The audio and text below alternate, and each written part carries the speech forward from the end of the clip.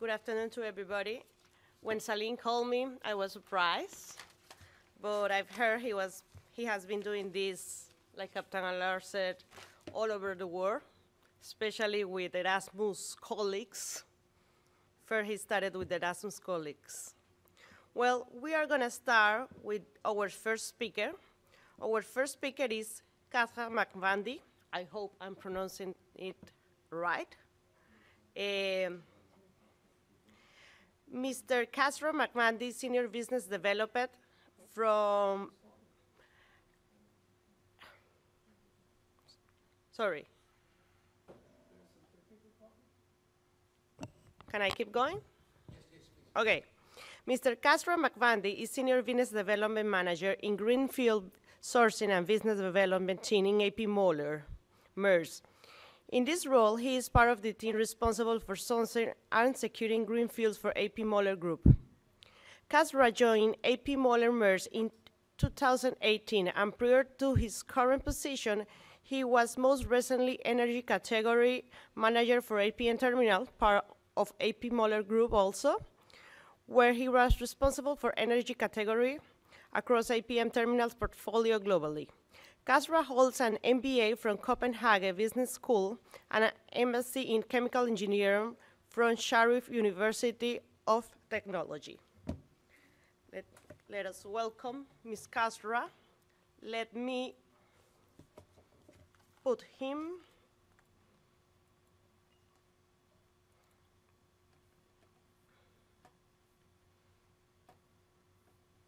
Hello. Hello, everyone.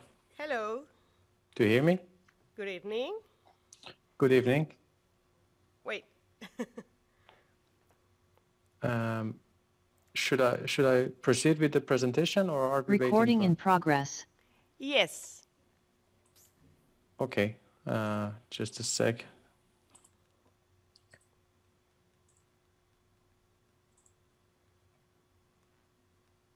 Okay. Yes. Please let me know if you're seeing this.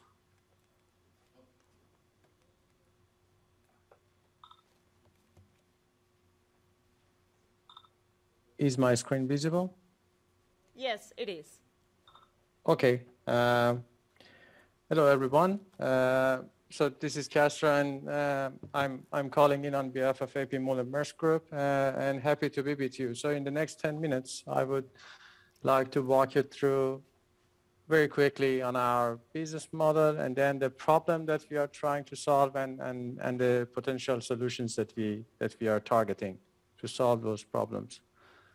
So just a quick glimpse on our business model. So in MERS Group, we are providing customers with our simple end-to-end offering of product and services, starting from customer interface, collecting the goods, storing, and also clearing in the customs, to the transport of the goods, and all the way toward the end. So that's basically our transformation that we have begun, and it is based on providing end-to-end value proposition toward our customers and clients.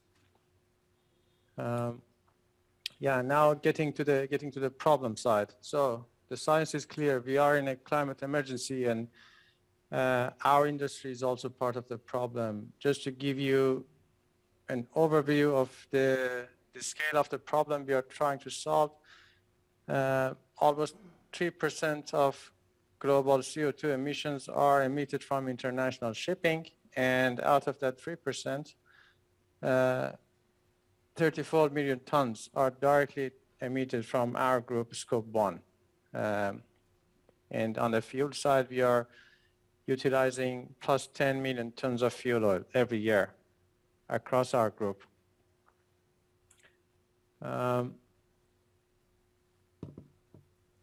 Here, and to provide you with a timeline of the activities that we have taken on to solve this problem, so let's say in 2018, the vision to achieve net zero was settled, and we started early on in February. We committed to deliver our first carbon neutral vessel. And then after that, we have been quite active. We have even scaled up by ordering ocean-going vessels. Now we are having 19 vessels as a whole that would be working on methanol. They are dual fuel, but would be working on methanol, and they are at the scale of 16,000 TEUs, so quite big on this scale.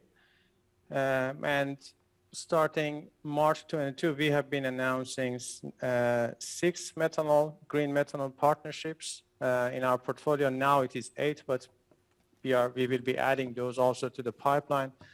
It is moving very fast, and we are happy to see the progress also on our partners and the way our partners are committing also to this vision and mission.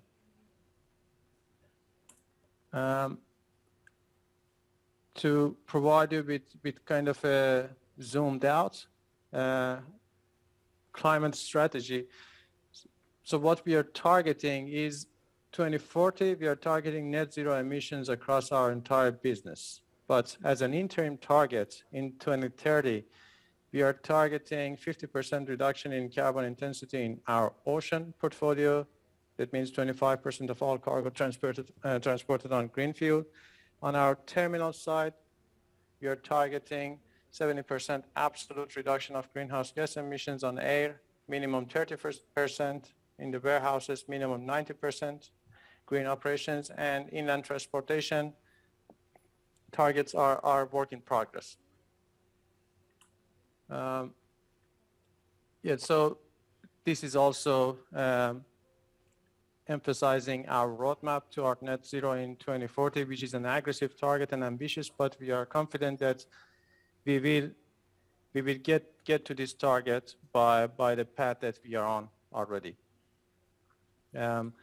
And now getting to the fuel part, I'm also conscious of the time. Getting to the fuel part, so our strategy is that we will not be focusing on interim fuels. We need to go directly to the renewable fuels. That means, like, for us, the green fuels are defined as fuels with zero or very low greenhouse gas emissions on a life cycle basis. And in this specific path, we are looking at biodiesel, methanol, and ammonia, which we are looking at it from biomass feedstock and renewable electricity from production perspective.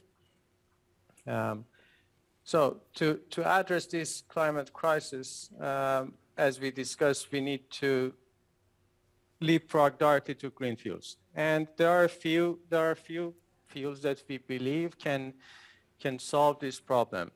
The first one is biodiesel. We know this can work and can solve the problem. There are a few bottlenecks in biodiesel and few advantages. It can be a drop-in fuel. We are going to need biodiesel also as a pilot for methanol vessels. But the challenge here is the availability and scalability, because other industries are also looking at the ones that can also live with higher margins than the shipping. The other option that we have been also heavily investing in is the green methanol, and that includes both biomethanol and e-methanol. The advantages are vessel technology is available. We have operational experience at sea. It is easy to handle, and the supply chain and bunkering is manageable. We can also retrofit our current fleet, and like comparatively best solution for the full marine ecosystem. The main challenge here is the availability of biogenic CO2 that we have seen so far in green methanol domain. And then there are the solutions that we think and hope that can solve the climate problem. That is green ammonia. Like, most probably this will be the cheapest long-term and perfect e-fuel. It doesn't have carbon fuel in contrast to methanol. But there are like a few disadvantages for now. The engine development is not advanced yet. There is no operational experience at sea. The difficulty to handle and toxicity is also a very big challenge. Safety on board, it's not easy to handle.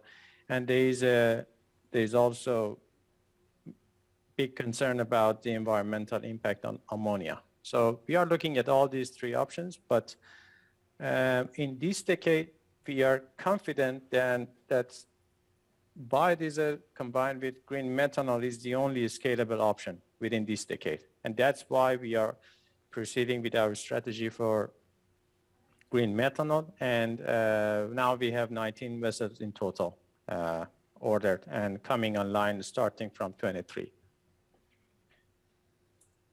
Yeah, so also to give you a perspective of what does it mean to change the fuel, sometimes it is being considered as only changing the fuel, but the whole value chain should be altered and ready for this, from feedstock and also the visibility of, is it enough? Is it sustainable? Is it cheap enough that can be produced efficiently up to production, transport of the feedstock, and the whole value chain for the bunkering from the port and fuel system and engine. So it's like an end-to-end change toward the whole value chain. And that's why we are emphasizing on the importance of partnership and the fact that we cannot do it on our own. So that's why partnership matters in this transition. Yeah, here I have also showcased a glimpse of the new vessels, which this is a 16,000 TEU. They are 20% even more energy efficient. And you see the change, the accommodation is moved forward. So those are the new vessels that will be coming online starting January 24. So on the vessel side, we have our first pilot scale, that's a feeder vessel coming in mid-23. And then our first series of 12 large carbon neutral container ships are coming on in 24 and onward. And also to give you a perspective of what's the gap. So now the total global production in 2021 that we know is 30,000 tons, and hypothetically, if we change all the Maersk fleets to green methanol, that would be 20 million tons. So that's the gap we are facing. And in 2025, we are going to need 500,000 tons of methanol to provide fuel for our vessels. So the gap is huge, but we are confident that by the trend that we see in the market, we are going to close that gap. On this slide, you can see the list of partners that we have so far. And as you see, it is geographically spread, and also there are different players from different industries entering this game, which is very interesting. And we are seeing even more and more counterparties are entering the green methanol sphere. Yes, I think I'm on time. Thanks a lot, and look forward to have the Q&A, and hopefully I will be able to provide you with answers to your questions. Thanks a lot.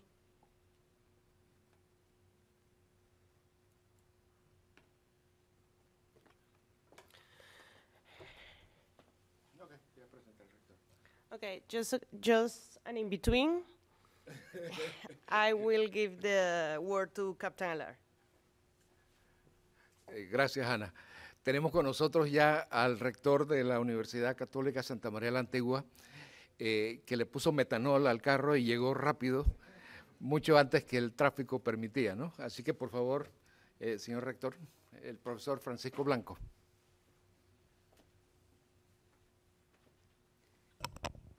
Muy buenas tardes. En primer lugar, un saludo cordial y bienvenidos aquí a la universidad, la cual se siente sumamente satisfecha y honrada pues, por poder recibirles en esta actividad y en este evento y conversatorio de tanta importancia.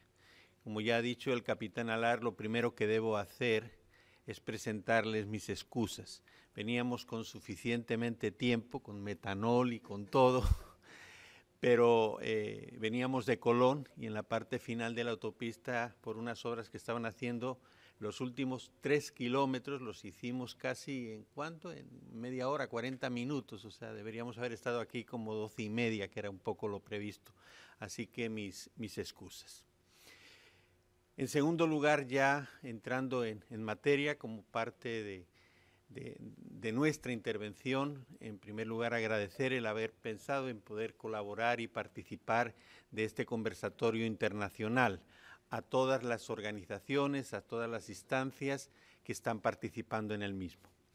Creo que hoy en día todo lo que es innovación, todo lo que es cambio para mejorar la humanidad es bueno y es bienvenido. Y yo pienso que este tema de los combustibles, este tema del desarrollo y cómo enfocarle de tal manera que no afecte a la humanidad de alguna u otra forma con el cambio climático y con todos los demás elementos, creo que son temas sumamente importantes y que en esta actividad, en otras muchas, pero particularmente en esta tan importante por la cantidad y por la masa de productos que se mueven y por el impacto que tiene no solamente en la economía, sino en la misma vida de las personas, creo que el reflexionar el cómo hacerlo en mejor forma para que sea más eficiente, pero al mismo tiempo respete más ese desarrollo de la humanidad, pues creo que es sumamente importante. Por eso, como digo, agradezco el haber podido hacer realidad desde la universidad esta actividad. Agradezco a los que desde la USMA también han participado y lo han hecho posible, y como universidad, como ente académico, que estamos siempre mirando por el bien de la sociedad, tratando de llevar estos conceptos para que después se apliquen de una manera práctica en la humanidad, pues creo que es sumamente beneficioso para nosotros y presentarles mi satisfacción, expresarles mi satisfacción y también mi agradecimiento. Así que muchas gracias, bienvenidos y les auguro muchos éxitos en esta jornada. Muchas gracias.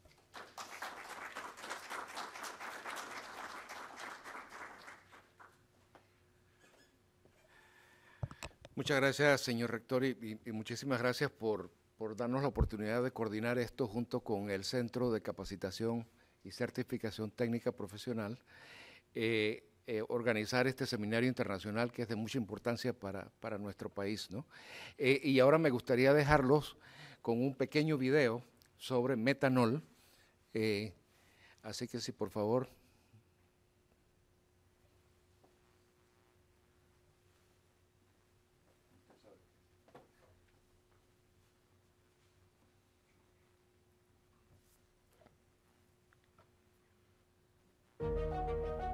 At Waterfront Shipping, a subsidiary of Methanex, we are excited about the future of the shipping industry and take pride in our leadership role. This year, as we mark the 5th anniversary of receiving our first methanol dual-fueled vessel, we are introducing the first of our 3rd-generation dual-fueled vessels to the world, the Mari Innovator. This vessel is part of Waterfront Shipping's ongoing fleet renewal program, replacing older vessels with newer, more efficient ones, strengthening our commitment to lowering emissions and the safe, responsible, and reliable transport of our cargo. The Mari Innovator was built at the renowned Hyundai Mipo Dockyard in South Korea, the world's leading builder of medium-range tankers. The steel cutting for the vessel began in December 2020, and actual construction began with the keel laying the following April. Prefabricated modular components reduce construction hours and decrease delivery time to ship owners. It allows the building of more ships while maintaining a high quality of construction. Mari Innovator truly lives up to her name. A 50,000 deadweight ton vessel, she is equipped with the 3rd-generation 2-stroke methanol dual-fuel engine, which harnesses an innovative methanol and water blending and a diesel and water emulsion system to meet Tier 3 NOx standards. It's more efficient and can help the shipping industry transition to a lower carbon economy. After 9.5 tireless months of working through the COVID-19 pandemic, the Mari Innovator was delivered to us ahead of schedule on September 16, 2021. The Mari Innovator is the first in a series of 8 3rd-generation dual-fueled vessels to be built at HMD between 2021 and 2023. Once completed, these vessels will join our existing 11 methanol dual-fueled ships. This means by 2023, approximately 60% of our fleet will use methanol dual-fuel technology, a safe and cost-effective marine fuel solution compliant with the most stringent emissions regulations. We are proud of the relationships we've built with our partners for this latest vessel order. Together, we are creating a fleet capable of having one of the world's lowest emission profiles. Our early investment and innovation using methanol as a marine fuel is paving the way for the rest of the shipping industry to adopt methanol and reduce its emissions and greenhouse gas footprint. Waterfront shipping continues to be recognized as an industry leader in the transition to clean-burning methanol as a lower-emission marine fuel.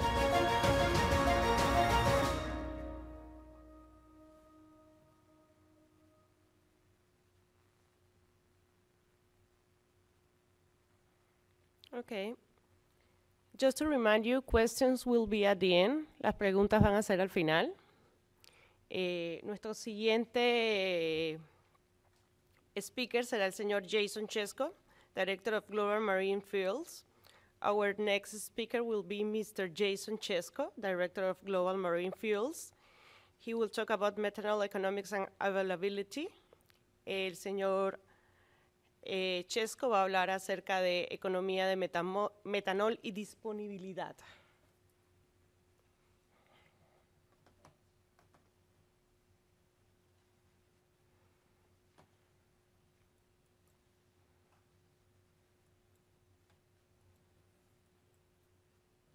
Hi, Mr. Jason. Yes, I can hear you now. I was on mute. So good afternoon, everybody, and just wanted to thank Sea Commerce and Captain Salim for organizing the conference today. At Methanex, our sustainability journey continues to evolve. Wait, just a second. As the world leader in... Okay.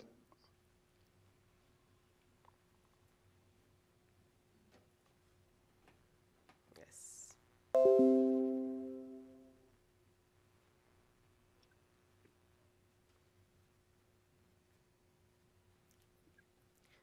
Okay, before Mr. Jason Chesko is the Director of Global Marine Fuel Development for Methanex Corporation. As the Director, he's focused on executing Methanex global energy strategy and initiatives to support methanol demand growth into marine fuels and other energy applications. Mr. Chesko chairs the Methanol Institute of Global Fuels Committee and sits on various other industry committees.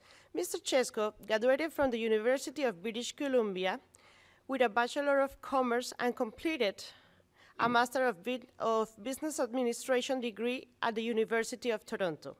He also holds a Chartered Financial Analysis designation. Welcome to Mr. Chesko. Great, thanks very much for that introduction.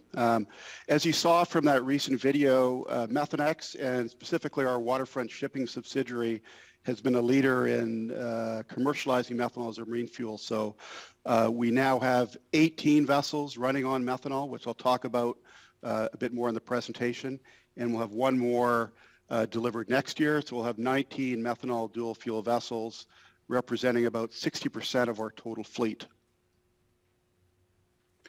So just an overview of my presentation today. I'm going to speak briefly about Methanex and the methanol industry, but spend most of the time talking about methanol as a marine fuel, sort of our experience, a lot of the qualities about methanol, and then finish off the presentation talking about how methanol can be a transition fuel to a low carbon future, which Maris talked about already.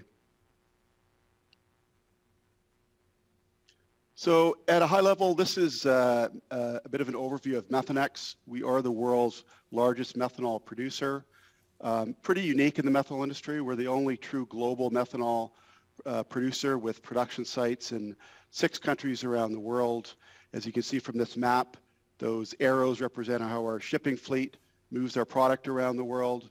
We also have commercial offices and terminals scattered all around the world to supply to supply our customers. So Up until now, it's largely been supplying chemical customers, but increasingly now we're seeing large demand start to develop for methanol as a marine fuel. So we see this infrastructure being used in the near term to be supplying marine fuel customers. I just wanted to speak briefly about methanol as a product. As you can see on the left-hand side, about half of the industry for methanol goes into chemical products. Methanol is a building block chemical that ends up in countless products around us. The wood industry, you'll see in windmills, pharmaceutical products, carpets, paints. It's one of those products that's at the beginning of the chemical building block and ends up being countless products around us. Hundreds or thousands of products contain methanol. And that, again, that market's about half of the chemical market's about half of the global industry. Mature markets, and it tends to grow with industrial production. Where we've seen the big growth and the real excitement around methanol over the last decade has been the use of it as a fuel. So not just marine fuels, but we see methanol used in vehicle fuels, particularly in China. They're using methanol in vehicles, cooking stoves, kilns. And I think the common denominator is why is this happening? Methanol is, it's a very clean burning fuel. It's a liquid fuel at ambient temperature, so very similar to, diesel and gasoline that we use today, and so very easy to integrate into infrastructure. So I'll talk more about that in the presentation. So just going back to, the commercialization of methanol, Methanex and our subsidiary Waterfront Shipping, really this started around almost 10 years ago in discussions with our engine supplier, MAN, and our other engine partners, the concept of using methanol as a fuel. I think that's been very important to put us where we are today. At around the same time, we also worked with Wärtsilä to commercialize the four-stroke engine market. But over the past decade, we've introduced first-generation fuel, first-generation vessels, or MAN and our vessel owners have. And I think MAN is going to speak more in detail on that today. But we're at a place here now where we have 19 vessels, or will by next year in our fleet. We have mature third-generation technology. Along this time frame, IMO guidelines have been developed. We've also worked on several other projects that you see in this chart to help support commercialization. So at the end of the slide, you'll see, there's big excitement today for methanol. By our count, there's about 100 vessels either operating today or that will be on the water in the next few years, operating on methanol or have methanol dual fuel capabilities. And you can see a sample of all those companies, across the sector. Of course, Maersk and others. And I think, up until now, it's largely been MAN and Wärtsilä, but we're seeing pretty much every major engine manufacturer come on board and are developing methanol engines for all parts of the marine sector. So we see the growth extending to all types of vessels, tugs, smaller vessels, ferries, cruise ships. So just a bit, the original catalyst, I think, to use methanol as a marine fuel, it's around IMO 2020 and the clean burning qualities of methanol. Methanol has no sulfur in it, so it emits only a little bit of SOx from the pilot fuel. It has a lower combustion temperature, so the NOx is significantly reduced. And as you saw from that recent video technology that MAN has developed, can by adding water to the fuel system, reduces NOx to tier 3 without needing after treatment. As that chart shows on the left, we've to date accumulated close to 125,000 operating hours on methanol, which is equivalent of taking about over 8,500 heavy-duty trucks off the road in terms of air quality emissions. So some other benefits of methanol. Unlike diesel, it's biodegradable, so much more environmentally benign in a marine environment. So if you were to have a methanol spill, it would be much more benign. It would effectively dissolve in the water with natural wave action. As I already mentioned, There's already IMO guidelines developed for using methanol as a fuel in the IGF code. And I think, obviously very important in the marine sector is safety. A recent study was comparing all the alternative fuels, LNG, methanol, hydrogen, ammonia, and concluded, really going back to the fact that methanol is a stable liquid fuel at ambient temperatures, that it's the lowest risk fuel among all the alternative fuels being considered. Just briefly on the technology, I think MEN will speak more in detail on this, but I think the main message here is this is very simple, straightforward technology using methanol. It's based on an established MAN standard diesel engine that has a long history, and effectively the technology is just adding an additional fuel system to deliver methanol to that diesel engine. You need a little bit of diesel, about 5% as a pilot fuel. So very simple. The incremental cost to make a vessel methanol dual fuel is also quite modest and the lowest among other alternative fuels as well.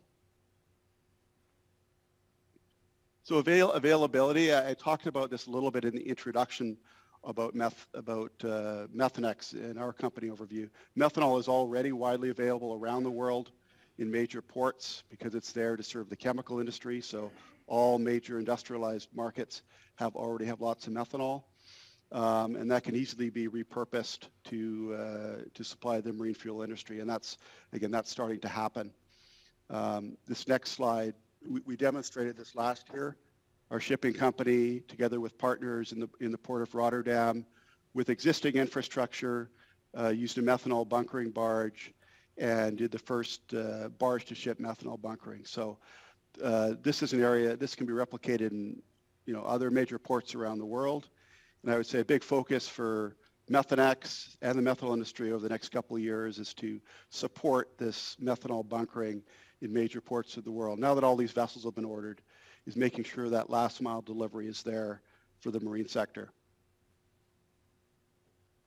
So I'll move a bit to talk about economics. So just starting first with conventional methanol, so methanol from natural gas compared to diesel.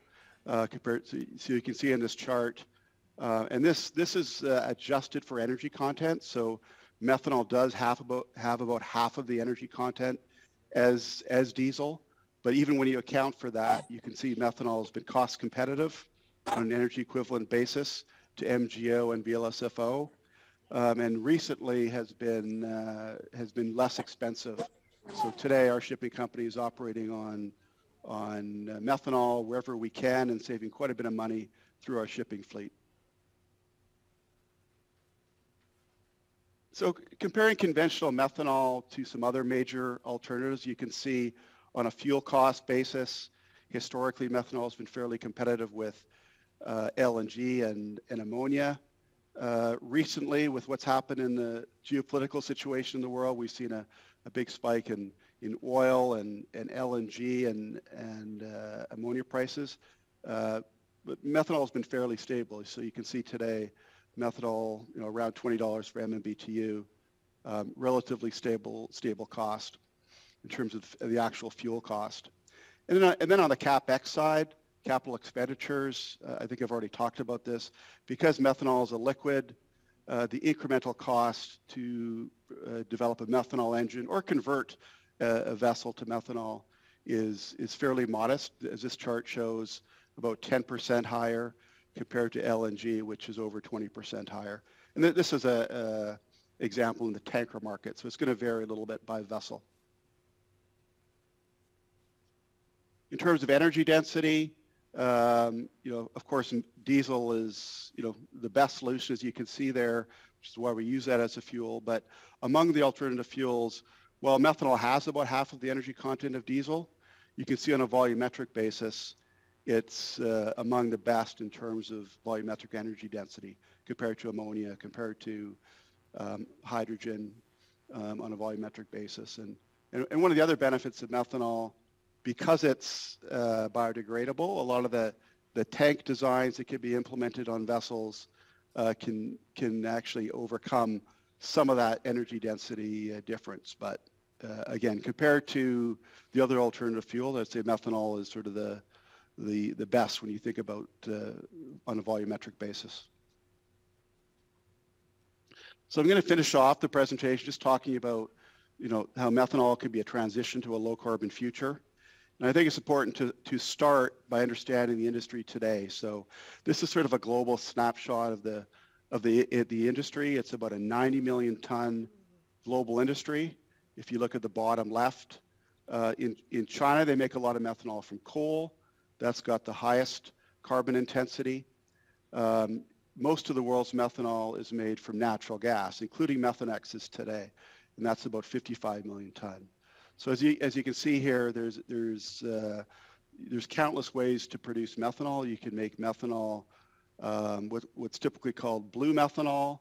So that's effectively conventional methanol production, but capturing the carbon at the production site, and that's something that Methanex is exploring today at our sites, particularly in North America. So that can have a significant impact on your greenhouse gas emissions. But more and more, we're seeing lots of interest in commercialization around methanol as a marine fuel, and Maris talked about that today.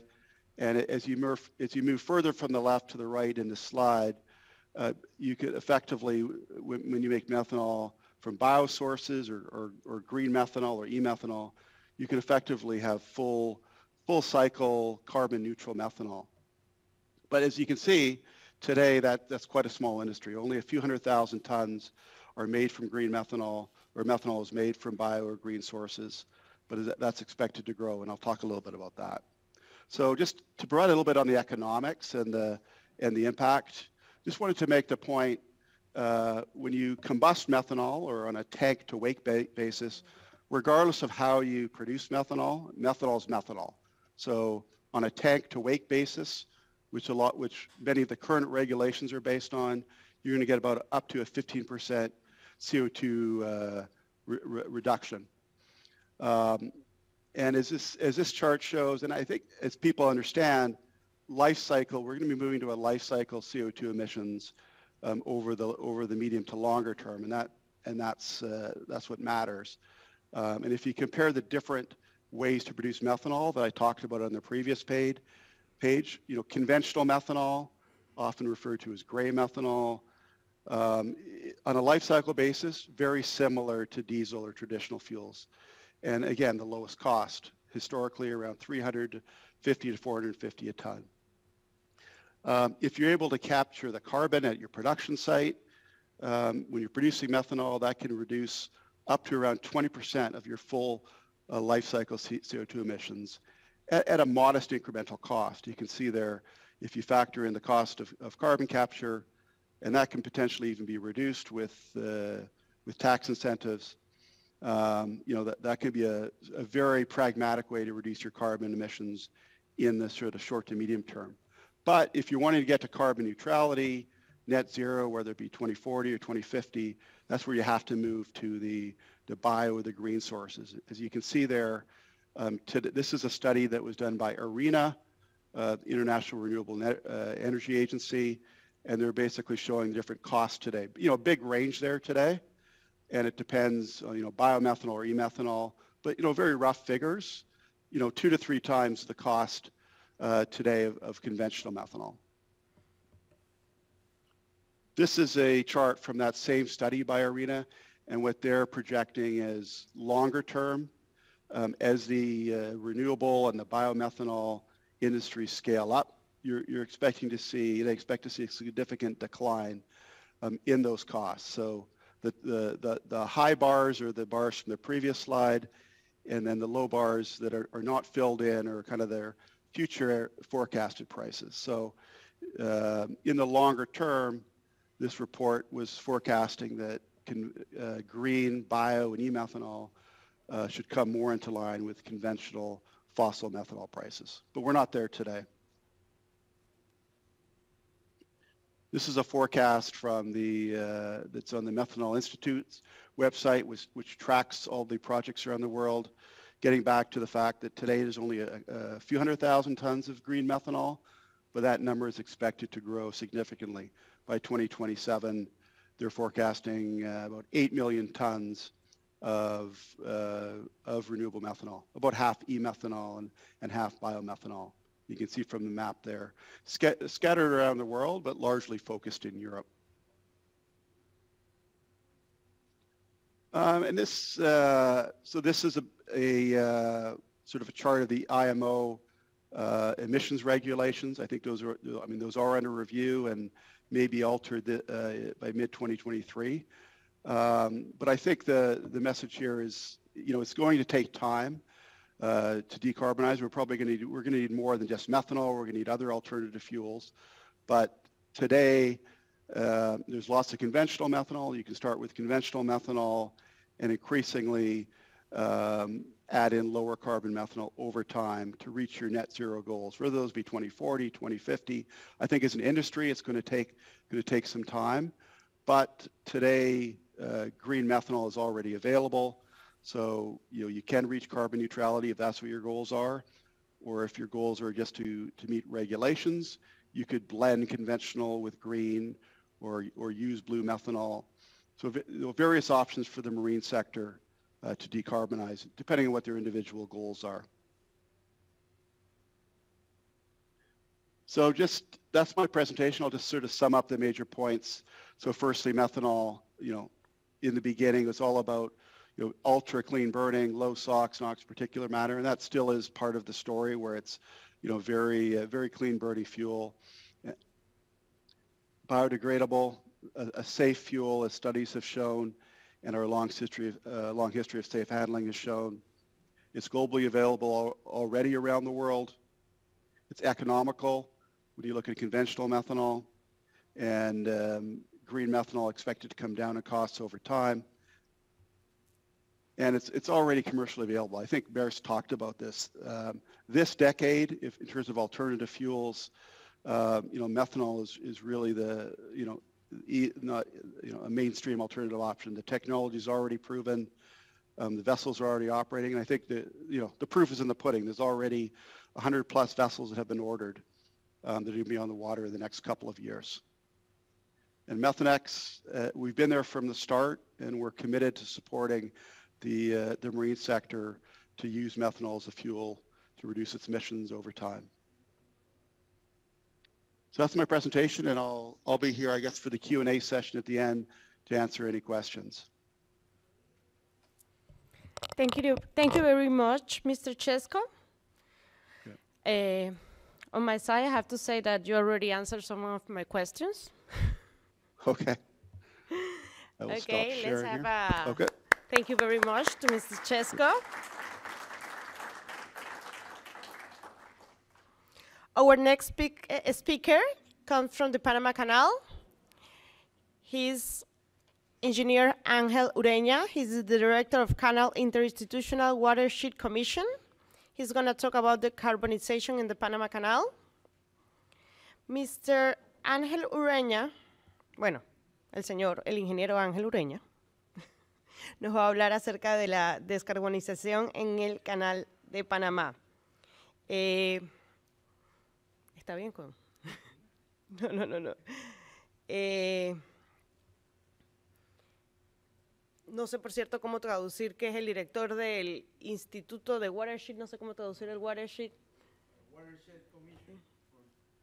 No sé cómo traducir eso al español. De la Comisión de la Cuenca del Canal de Panamá.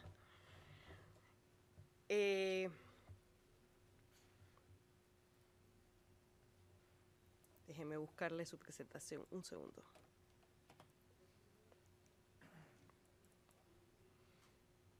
Acá está.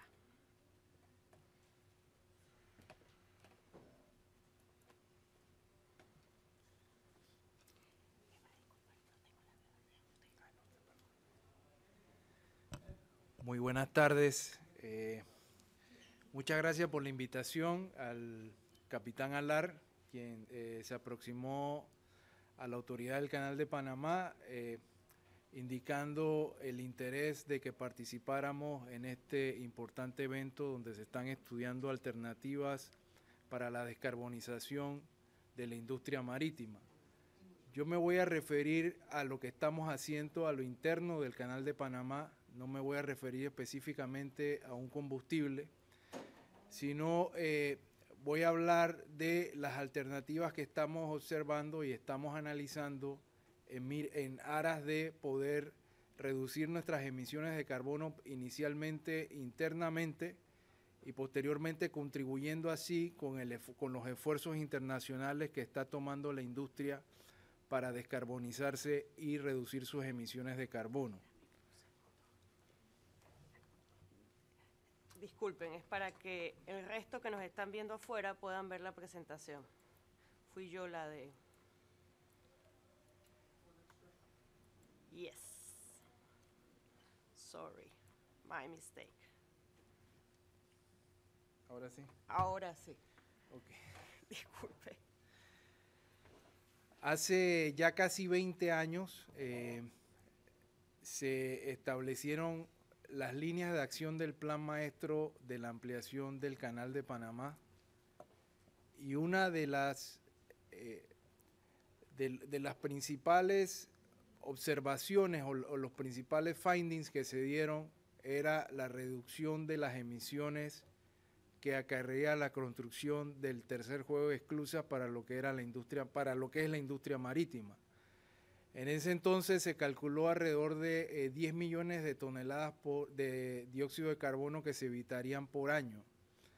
De los últimos números recientes de lo que ha contribuido el Canal de Panamá, estamos viendo alrededor de 13 millones de toneladas que se están reduciendo por la utilización de la ruta del Canal de Panamá, por la industria marítima, por el paso de buques Neo-Panamax, que son los que utilizan esta ruta, barcos de mucha mayor capacidad, y por unidad de carga entonces se reduce un mayor número de emisiones de carbono. Esa es una de las contribuciones del Canal de Panamá a la descarbonización y a la lucha contra el cambio climático. Sin embargo, es importante mencionar de que hemos establecido un plan al 2050 para la descarbonización de las operaciones del Canal de Panamá, que incluye en el mediano plazo, al 2030, ser carbono neutral para esa fecha, para el año 2030, como les indiqué. Sin embargo, hay diferentes actividades que se han establecido dentro de esta hoja de ruta de lo que es el plan 2050. Esto incluye el tema de operaciones, lo que es la operación diaria del Canal de Panamá, lo que es la operación de las esclusas, lo que es la operación del equipo humano, que utiliza también equipo flotante y utiliza equipo terrestre para desplazarse, lo que es la gobernanza y las capacidades, porque este es un tema también que incluye a los colaboradores del Canal de Panamá, incluye también a los clientes, el financiamiento y el negocio, que es un eslabón importante dentro de este esfuerzo, y el desarrollo sostenible de la cuenca del canal, que es la que produce el agua que se requiere para la operación del Canal de Panamá. Estos son los pilares de la estrategia 2050 de descarbonización, y voy a hablar un poco sobre cada uno de ellos, enfocándome principalmente al tema de operaciones y al tema de nuestros clientes. Este plan incluye la conservación y consumo de energía renovable, generación y consumo de energía renovable. Estamos enfocándonos en una generación 100% de energía renovable para el año 2050, el reemplazo de nuestra flota vehicular inicialmente por vehículos eléctricos. Esperemos que después se puedan también utilizar equipos que utilicen combustibles alternos o combustibles sostenibles, como puede ser el metanol, el hidrógeno verde y otros tipos de combustibles que también permitan la reducción de las emisiones de carbono, el reemplazo del 50% de nuestra flota de remolcadores, y esto en el mediano plazo. Para este año esperamos que se licite la adquisición de 10 remolcadores híbridos, que va a ser la punta de lanza para el reemplazo de más remolcadores en el futuro, y reducir así también nuestra huella de carbono de la operación del canal. Y un tema importante bajo el cual no podríamos ser carbono neutral al 2030 es la compensación de nuestra huella de carbono. Esto incluye la adquisición de bonos de carbono en el mercado internacional para poder entonces balancear nuestras emisiones a cero. Esto es en el mediano plazo, como les digo, al 2030. Este es el plan de carbono neutral a mucho más largo plazo. Estamos yéndonos hasta la descarbonización en el 2050. Incluye también en del año 2027 al 2029 el tema de combustibles verdes. Esto es una parte importante dentro de toda la estrategia y estamos buscando diferentes alternativas. Como les digo, este no es un tema de un combustible específico, sino ver cómo está el mercado, cuál es la disponibilidad y cómo está la tecnología, porque estamos viendo también impases importantes o situaciones importantes con el tema de la tecnología que está disponible y que pueda ser entonces utilizarse de una manera operativa. Y todo esto está bajo estudio en el momento. Viéndolo ya de una manera mucho más aterrizada, estamos hablando de una inversión de aproximadamente 2.4 billones de balboas en los próximos años para el tema de descarbonización. Esto es una inversión bastante importante que nos permitirá entonces cumplir con nuestra meta en el mediano plazo de ser carbono neutral y posteriormente descarbonizarnos. Estamos hablando de la gestión e inversión del canal en la cuenca del canal. Como les digo, este es un eslabón importante. Sin el agua y sin la inversión en la gente que vive en la cuenca del canal, no se puede operar el canal de Panamá. Necesitamos el recurso hídrico y requerimos trabajar con ellos como nuestros aliados para garantizar que podemos garantizar la operación del canal, y se están buscando igualmente otras alternativas para lo que son el almacenamiento de agua. Actualmente se está llevando a cabo, adelantando los estudios hídricos para la cuenca del canal, para lo que es el almacenamiento, garantizar el almacenamiento de recursos hídricos, pero también, como les mencioné, requerimos trabajar con nuestros aliados en la cuenca del canal a través de lo que es la promoción de actividades sostenibles. Llevamos ya alrededor del 2009, estamos hablando de hace ya 12 años, 14 años trabajando en el programa de incentivos económicos ambientales en la cuenca del canal, que incluye actividades agroforestales, silvopastoriles con los residentes de la cuenca.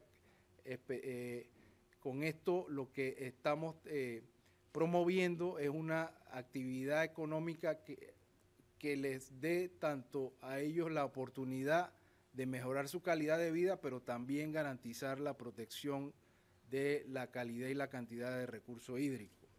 Otro elemento importante es la implementación de sistema de gestión del agua. Como les mencioné, sin agua no hay operación, y la transparencia y la comunicación con nuestros clientes, que es una parte importante dentro de toda esta estrategia. Bueno, ¿por qué estamos haciendo esto? El sector marítimo contribuye alrededor del 3% de las emisiones totales de dióxido de carbono a nivel internacional. Muchos dirán que es poco, sin embargo, esto va sumando, y al final nosotros tenemos que ser también parte de los esfuerzos que se están dando para reducir el cambio climático, porque esto nos compete a todos los sectores. Estamos viendo cómo cada vez más se están tomando decisiones, se discute el tema. Lo vemos a nivel de no solamente de la industria marítima, las discusiones y las metas que se proponen dentro de la Organización Marítima Internacional, sino también en la Organización Internacional de Aviación, en el sector de aviación, donde ya están tomando acciones mucho más concretas a través de lo que es la promoción del SAF, el combustible verde para el transporte aéreo. Están tomando decisiones también ya a nivel de mecanismo de mercado, que eso es una de las cosas que se está discutiendo ahora mismo en la OMI. Tiene varios años discutiendo, sin embargo, no se ha tomado una decisión, y tenemos que ver también esto como una alternativa para lo que es la reducción de las emisiones del sector transporte. Igualmente, cada vez hay mayor atención en la eficiencia de la cadena de suministro. Somos parte importante de la cadena de suministro en el Canal de Panamá. Ya se ha mandado un mensaje claro de empresas que son importantes para la cadena de suministro. Ahí pueden buscar lo que Amazon ya ha establecido dentro del Green Shipping Challenge sobre solicitándole a sus proveedores que reduzcan su huella de emisiones. Igualmente Unilever ha mandado un mensaje claro de que requiere que sus productos tengan una huella mucho más baja de dióxido de carbono, esto monitoreado a través de el Carbon Disclosure Project, que monitorea todas las acciones y las decisiones que se toman a nivel de las empresas para reducir su huella de carbono. Igualmente hay una competencia cada vez más importante del sector marítimo para ver cuál de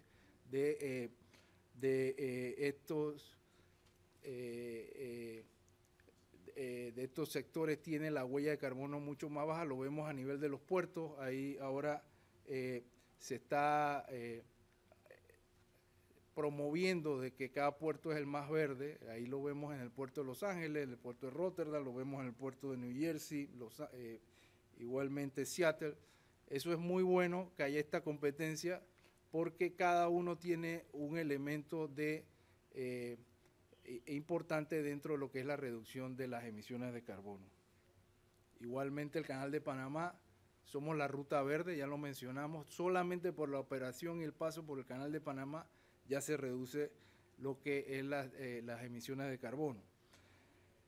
Hay iniciativas marítimas importantes ahora mismo en progreso, lo vemos con el Clyde Bank, que se promovió durante la cumbre de Glasgow el año pasado. Ahora lo vemos en el Green Shipping Challenge que se dio este año en Egipto, donde hubo alrededor de 50 anuncios no solamente de países, sino también de empresas del sector naviero.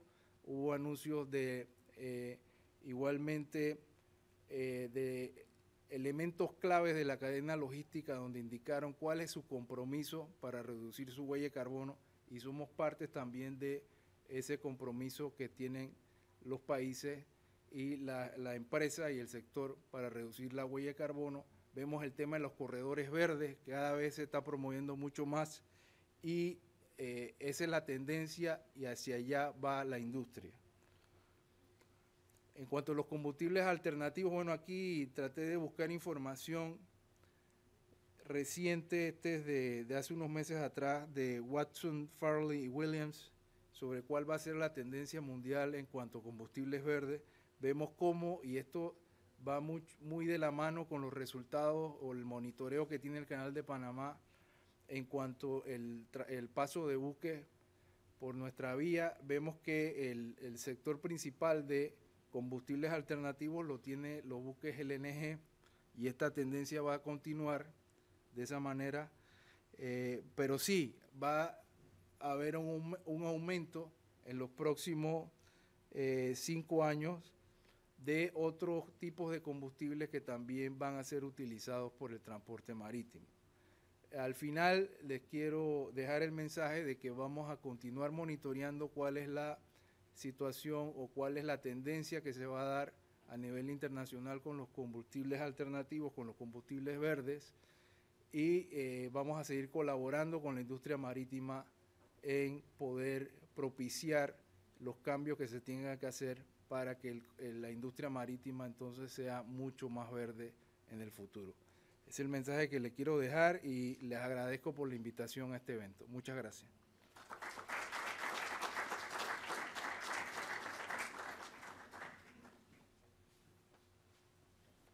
Muchas gracias, ingeniero.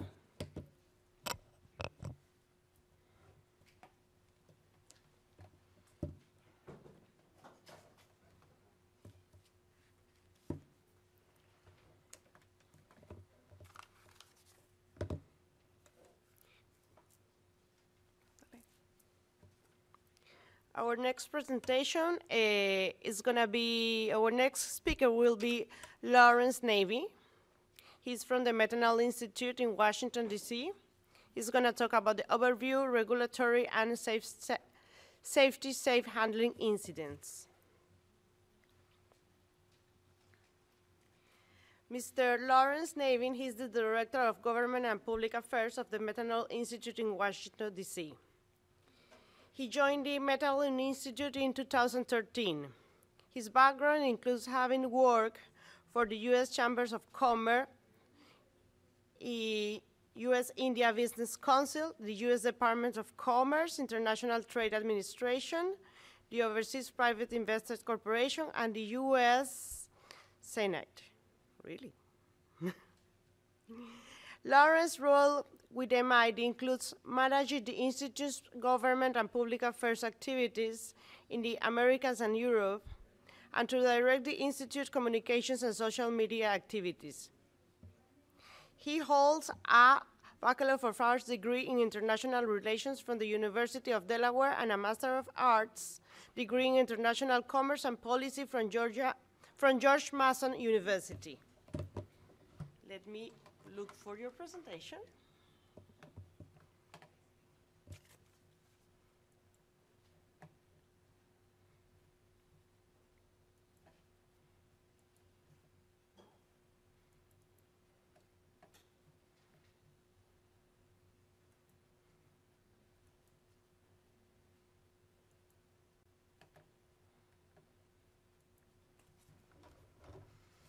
Now we have Mr. Lawrence Navy. Muchas gracias, Ana. Thank you to Captain Salim and Sea Commerce.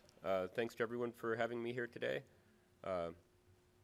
Estoy muy contento de estar aquí en Panama con ustedes. I'd like to talk today about the physical properties and safe handling attributes of methanol. I'm going to start off with a little bit of brief history about the Methanol Institute. The Methanol Institute was established in 1989. Now, more than 3 decades later, we are the trade association for the global methanol industry, and we facilitate methanol's increased adoption from our headquarters in Singapore and regional offices in Brussels, Beijing, Delhi, and Washington, D.C., where I am based. This next slide is an overview of some of our members, or all of our members. This has grown quite a bit in the last 2 years, and this has been in large part due to the increased uptake of methanol use in the marine industry, and also the increasing number of startup companies that are looking to produce renewable methanol, biomethanol, and e-methanol. We're now about to have the 4 largest container shippers in the world as our members, so that's Maersk, MSC, CMA CGM, and COSCO. So what is methanol? I'll be quick here. I think a lot of this was covered by Mr. Chesko in his presentation. It's a clear and colorless liquid that can be produced from a wide variety of feedstocks, including coal, natural gas, and a lot of renewable feedstocks. It's also known sometimes as wood alcohol, and as Jason noted, is a chemical building block that ends up finding its way into hundreds and thousands of products that affect our everyday lives.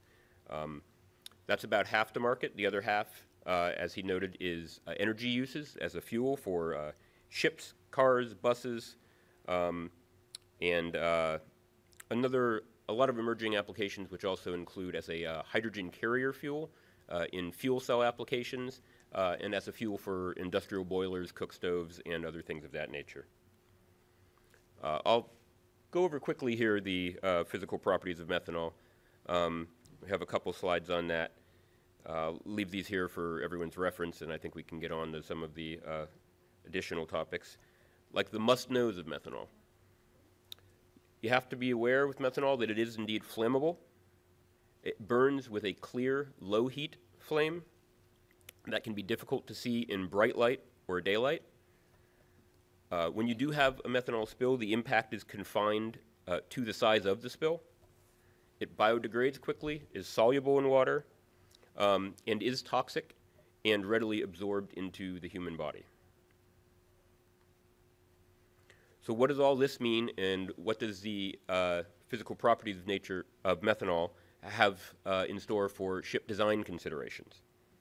Well, as Jason also noted, as a stable liquid fuel, methanol has a lot of advantages over gaseous fuels. There's no potential of pressure buildup, there's slow evaporation, easy and safe spill mitigation through ventilation, and a number of other ones. It's water solubility, it's biodegradable, and in general sense, it's a superior fuel to those that are not naturally liquid and have to be stored cryogenically. Recently, the consultancy Malcolm Pierney conducted a number of methanol spill simulations. Simulation 1 was for the release of 10,000 tons of methanol at open sea. They found that after just 1 hour, the concentration of methanol in the surrounding water was at just 0.36%. Simulation 2 was the release of 10,000 liters of methanol in an hour from a coastal pier. They found that after just 2 hours there, the concentration in the water was less than 1%, and after 3 hours, it was just 0.13%. This slide is just a graphic representation of what we just talked about with the spills. So Malcolm Pierney then moved on to looking at the impact of an accident. They did a simulation of methanol and compared that to two accidents that had occurred in the past. One, the vessel, the Erica, and the other, the Tanio. Both of those were accidents that involved the release of heavy fuel oil, 19,000 tons in the Erica's case and 13,500 tons in that of the Tanio. They affected respectively 400 kilometers and 200 kilometers of coastline. Had that spill been methanol, it would have affected no coastline. The cleaning up costs of the Erica were $100 million, $50 million for the fuel oil release from the Tanio, and those would have been zero had the spill been methanol. Last point of comparison here, a great amount of marine life and birds were killed in those spills, and though there are also areas that would have been much less damaging had the spill been methanol. In fact, I think everyone probably remembers, or maybe I take myself, the Exxon Valdez spill. Our CEO likes to say that had the Exxon Valdez been carrying methanol instead of crude oil, that by the time cleanup crews would have arrived on the scene, there would be nothing to clean up. The methanol would have all biodegraded and broken down into the environment. So fire safety with methanol. The U.S. Environmental Protection Agency has noted methanol's superior fire safety over gasoline. It has lower volatility, a higher flammability requirements, lower vapor density, and it has a less severe character. It releases just 1/8 the heat of a gasoline fire and burns 75% more slowly. These are just some quotations on the safety of methanol relative to other fuels such as gasoline.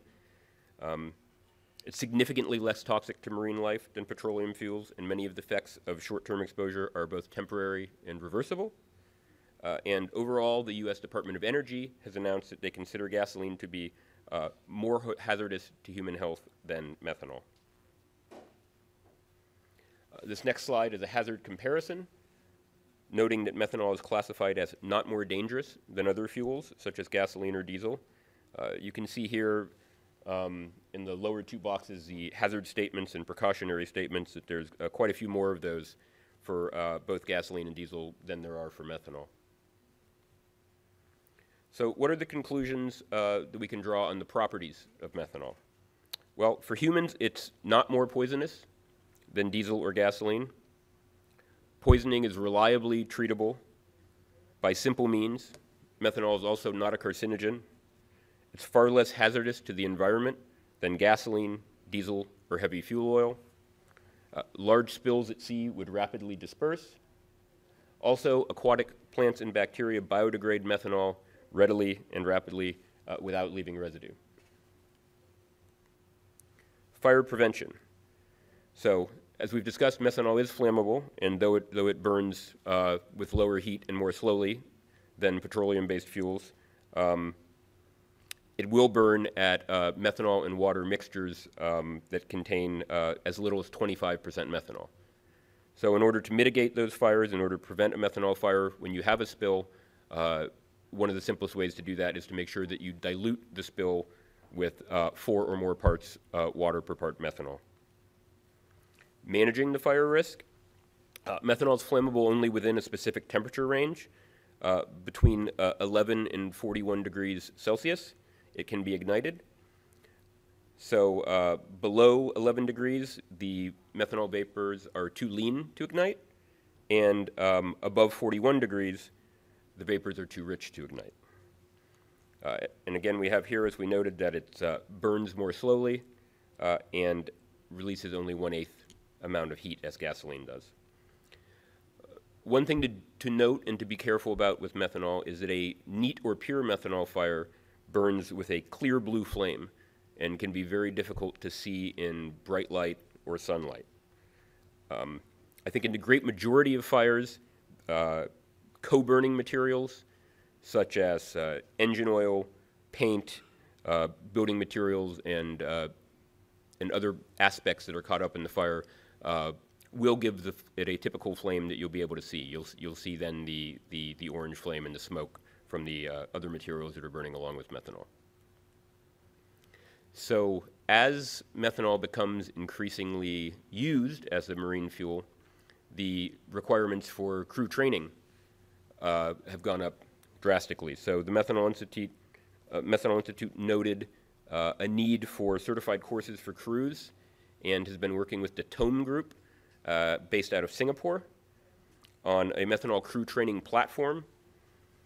The course lectures have been finalized, and course materials and handouts are being developed as well.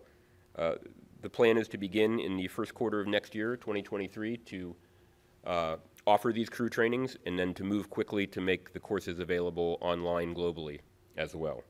There will be 4 safety training modules: basic, advanced, operations and maintenance, and bunkering. I'd like to close out my presentation just with some of the resources that we have available at the Methanol Institute. The first one is our Safe Handling Manual. This is a nearly 300-page document that very comprehensively covers all of the aspects that I've just talked about here, from fire safety to safe handling in different kind of containers throughout the supply chain, human health, toxicity. All of these things are contained in here, and this is available on our website at www.methanol.org. There's a companion safe handling video that goes along with that. This is about 11 minutes long, provides practical hands-on guidance, and has been translated into a number of languages, including Spanish, Chinese, Japanese, and Arabic. That's also available both on our website and on our YouTube page. We have a section for technical bulletins, which covers best practices on how to handle methanol at different distribution points throughout the supply chain, such as storage and transport in different types of containers, drums, totes, rail, etc. All of these resources, again, are available via our website and free of charge at www.methanol.org. The safe handling video, again, also available on our YouTube page. And many of these documents have been translated into a variety of languages, including Spanish, Chinese, Japanese, Arabic, and others. And with that, I'd like to, again, thank you very much for your time and look forward to answering any questions.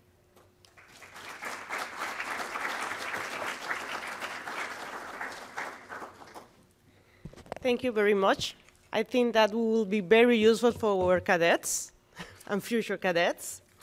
We would like to welcome Vice Rector Sonia de Neuel, who is the Administration Vice Rector of la USMA. Bienvenida. Our next speaker is Mr. Pavel Chernyshov. I hope I pronounced it correct, or at least. Mr. Pavel will be talking about financing of the DF methanol-powered chips. Let me look for your presentation.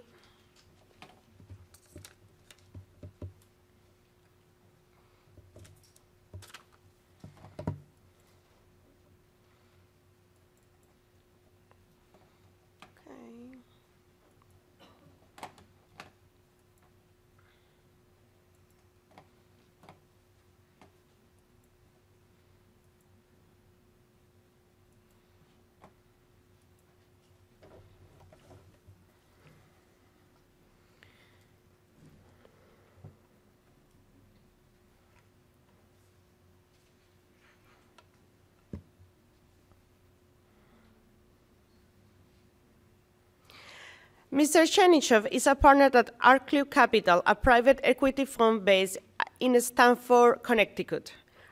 ArcLew, in partnership with MC Group, owns and operates a fleet of dual-fuel methanol carriers to promote clean fuels in the shipping sector.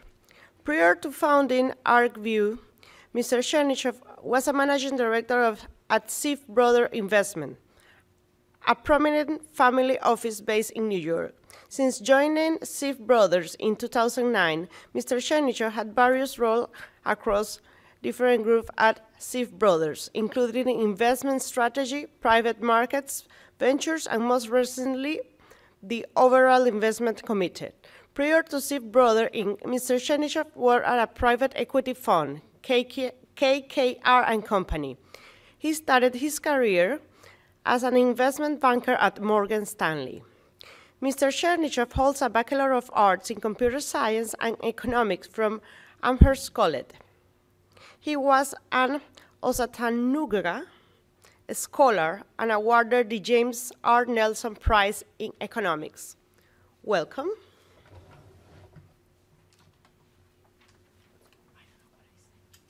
How do I move the slides? How do I move the slides with this thing? Oh, yeah. Yes, but yours is PDF. Oh yeah. Okay. Okay. So I think you have, yes. Ah, perfect. With this. Perfect. Okay. Yes. Hi everyone, can you guys hear me? Yeah. Captain Salim, thank you for hosting us and thank you for inviting me. I'm Pavel Chernyshev. I'm one of the co-founders of ArcLew Capital. And I'm here to share kind of a third-party perspective from the investment community on methanol and specifically on dual-fuel ships that are powered by methanol. Here we go. Perfect. So I'll start with some overview. So my fund, together with MC Group, which is prominent ship operator, we formed a joint venture to acquire a fleet of dual-fuel powered MR tankers in connection with Methanex. And today we operate 5 methanol tankers ranging kind of across the generations of technology. Our company has a pretty long track record and history of not only operating the vessels but also supervising the new buildings. Our personnel oversaw the construction and delivery of first, second, and third generation. And I think that I think it was Jason who was showing the video for Mari Innovator, and so that's our latest ship in our fleet. And we'll talk about Mari Innovator a little more because we have some exciting news to share. We also have one of the longest track records in terms of operating vessels, burning methanol. It's not quite as long as Methanex's track record. I think they have over 120,000 hours or something like that. So we are half of that approximately, but still, it's one of the, as far as I know, kind of gives us one of the longest track records. And I know that folks from Maersk, rely on some of the data that we produce in terms of pushing forward their methanol program. So we have some pretty exciting announcement that literally just happened, and you can Google it a little bit, but I think that one of the most important kind of steps occurred recently where we were able to charter Mari Innovator, which is our newest vessel, to a third-party trading house, to Trafigura. And I think that the reason why that's so important is because up until now, most of the dual-fuel vessels were all chartered either by methanol producers or people directly involved in the methanol trade. So having a third-party validation where one of our vessels on arm's length basis being chartered by one of the largest trading houses is quite important, because in my opinion, that is an important step in acceptance of this technology as mainstream, right? And that's what makes us super excited about this. And obviously, Trafigura is a very picky charterer. I mean, it's one of the largest traders out there, and the fact that they took one of our ships on a long-term charter, I think that is quite remarkable, and I think is very important for the space. Notably, it kind of proves another concept that comes with it, because Mari Innovator, since we delivered the vessel to Trafigura, has been operating almost entirely on methanol fuel, which is again very exciting, because you know, the traders in this case saw an opportunity to gain some arbitrage from methanol being more economic to operate than regular bunkers, which I think again proves out a lot of the concepts that people spoke about before me here. But the other concept that we proved out is it's possible to supply a third-party charterer with methanol fuel across the world in different ports. Because the tricky part about chartering a vessel to a trader is that oftentimes you don't know which port that vessel is going to go into. And I think that developing the logistics network in order to be able to provide the vessel with methanol as fuel, I think is quite important. And you know, we've been able to execute on that and learn quite a bit as we were doing it. And I wanted to thank Methanex as our partner in this case, where, you know, I think without them, I think it would have been very difficult to execute. But, you know, obviously it's very exciting news, and I think that it's a major step forward for the industry overall. Let's see here. So let me talk a little bit about some of the opportunities that we see for investors and kind of for third-party capital to participate in the space. You really kind of have two basic options, right? You can order new buildings, and people talked about, you know, you saw the video that showed the construction. More yards, I think, are developing expertise in terms of building these vessels. However, you know, there are some obstacles there where today, you know, we are coming off of quite a hot shipbuilding market. Yards are quite busy. Slots are not as available as they used to be, and because of some of the cost factors that we see, new building prices are quite expensive today, actually. The other way for third-party investors to participate in the methanol space is to buy vessels in the secondary market. And the limitation there is that the dual-fuel methanol fleet is still relatively small. And most of these vessels, as I mentioned before, were kind of purpose-built and are pretty tightly held within, you know, a very limited number of players, and you don't really see a lot of trades. However, we think that with time, that's going to change. We think that there's going to be opportunities to order new vessels as technology becomes more mainstream, and yards find ways to unlock some cost savings. And as more dual-fuel vessels get delivered, the secondary market will also become more liquid, and we'll see more opportunities to deploy capital. Now, from, you know, one of the necessary components to spur investment into methanol sector is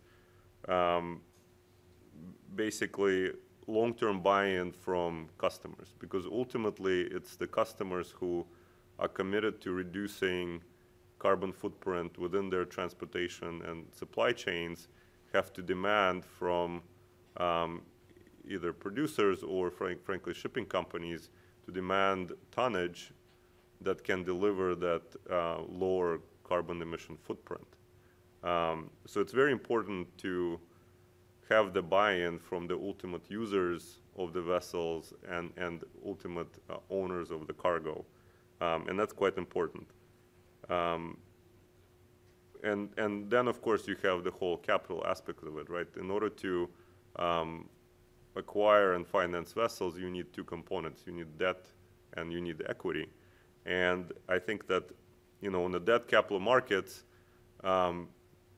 overall, I think banks are still relatively reluctant to finance these vessels. But as more track record in terms of safely operating them develops, I think that people will become a lot more comfortable. There's a huge opportunity in what's called green bonds or green financing available because, in our opinion, dual fuel methanol vessels qualify better than some of the other vessels that are being financed today. And we see a huge opportunity in terms of promoting investment in these vessels through providing green bond financing. And of course, on the equity side, shipping investors had spotty track record in terms of investing in kind of relatively emerging technologies and specialty build vessels.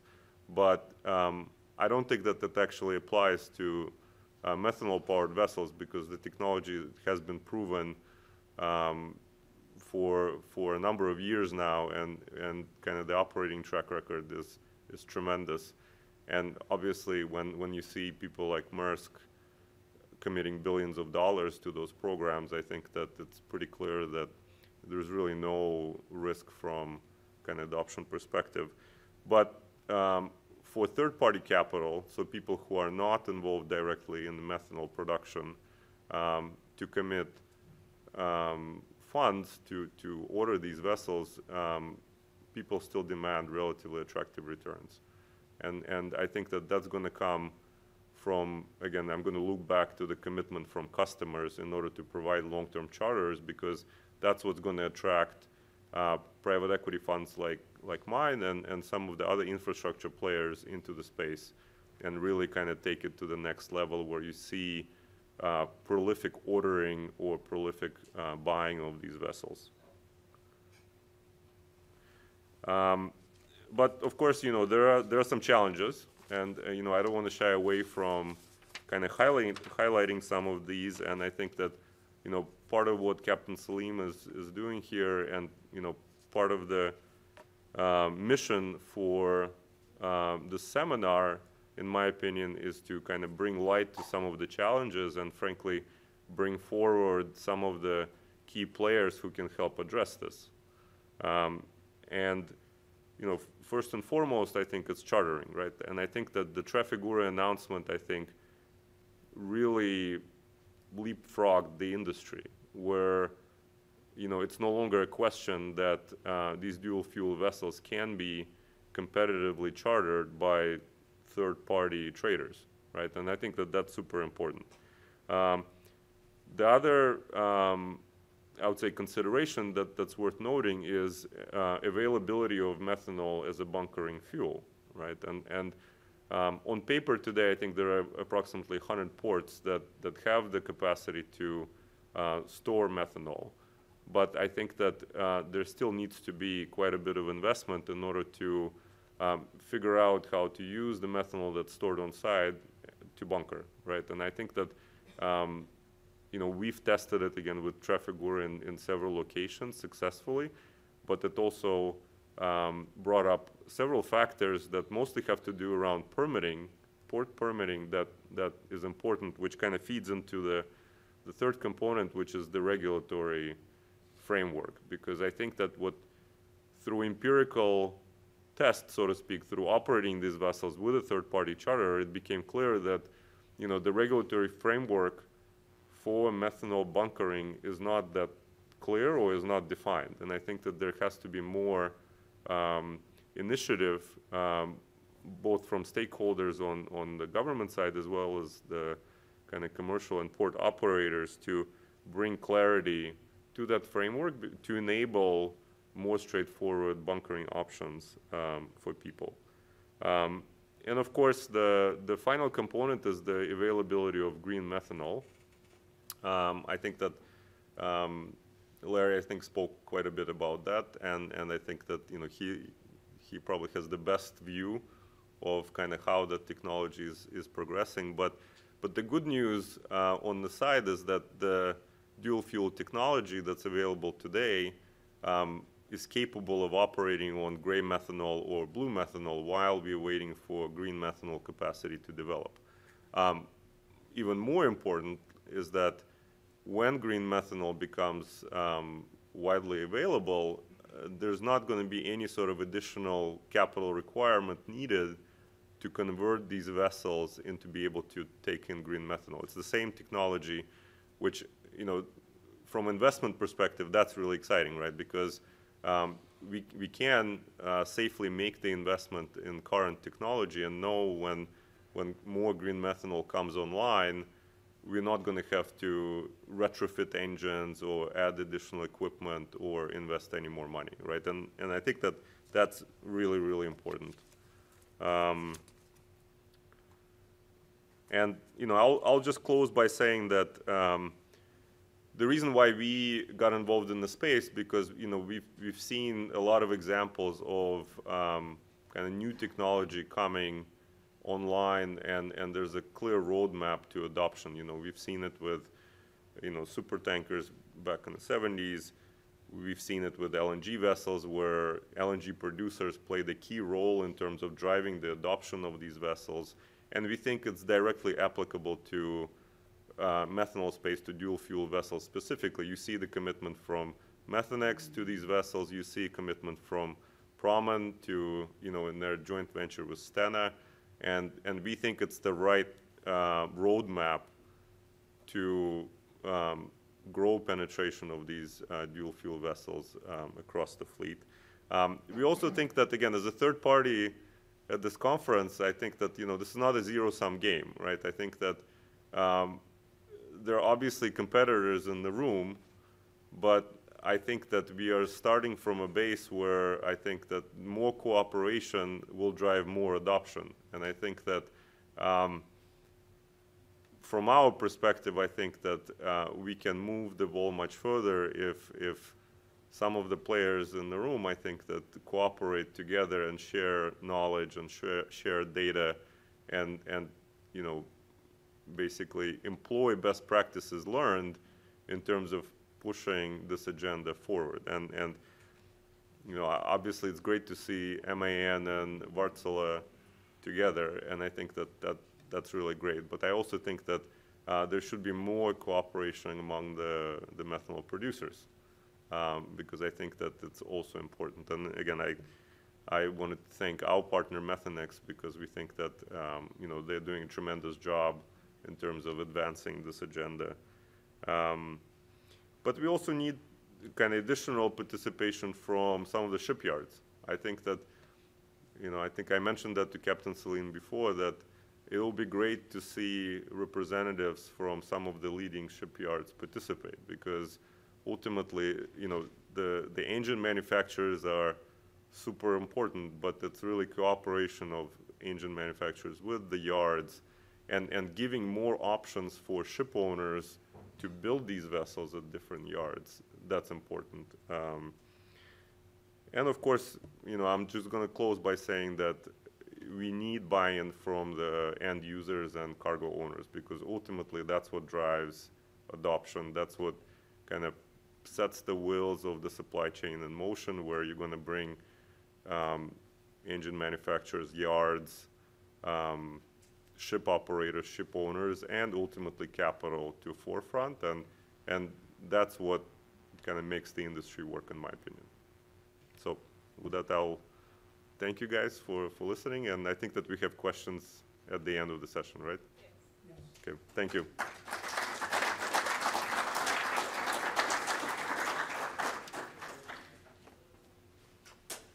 Thank you very much. I agree with you. In the next seminar, we will have shipyards participating. Yes. We would like to welcome to more than 60 participants we have online, because, you know, traffic jam in December could be a thing in Panama. So at this moment, we are taking a little coffee break. It's going to be 15 minutes, no? 10, 15 minutes? Okay, so there's coffee, there's tea. We will see in 15 minutes.